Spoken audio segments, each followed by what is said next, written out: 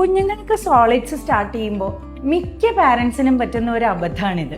ചിലപ്പോൾ കട്ടി കുറഞ്ഞ് തീരെ വെള്ളം പോലെയോ, ചിലപ്പോൾ വല്ലാണ്ട് കട്ടിയായി പോകും. അപ്പൊ നമ്മൾ എന്ത് കൊടുക്കണു എന്നുള്ളത് പോലെ തന്നെ ഇമ്പോർട്ടൻ്റാ അതിന്റെ ടെക്സ്ചർ എന്താന്നുള്ളത്. ഈ 3 ബൗളുകളിലേക്കൊന്ന് നോക്കിക്കേ. നല്ല വെള്ളം പോലെയുള്ള കുറുക്ക്. ഇത് വെള്ളം പോലെ ആയതുകൊണ്ട് കുഞ്ഞുങ്ങൾക്ക് കഴിക്കാൻ നല്ല എളുപ്പമായിരിക്കും. പക്ഷെ അവരുടെ വയറ് പെട്ടെന്ന് നിറയുകയും ചെയ്യും, എന്നാൽ ന്യൂട്രിയൻസ് ആവശ്യത്തിനൊട്ട് കിട്ടുകയില്ല.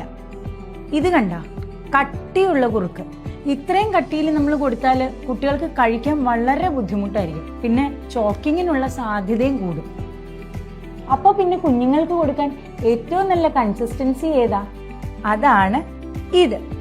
ഇങ്ങനെ കുറുക്ക് സ്പൂണിൽ എടുക്കുമ്പോൾ എളുപ്പം ഒഴുകിപ്പോവാത്ത എന്നാൽ ചെറിയ കട്ടിയുള്ളതുമായിട്ടുള്ള കൺസിസ്റ്റൻസി. ഇതിലാവുമ്പോൾ കറക്റ്റ് എമൗണ്ട് വെള്ളമുണ്ട്, ആവശ്യത്തിന് ന്യൂട്രിയൻസും ഉണ്ട്. അവർക്ക് കഴിക്കാനും എളുപ്പമായിരിക്കും.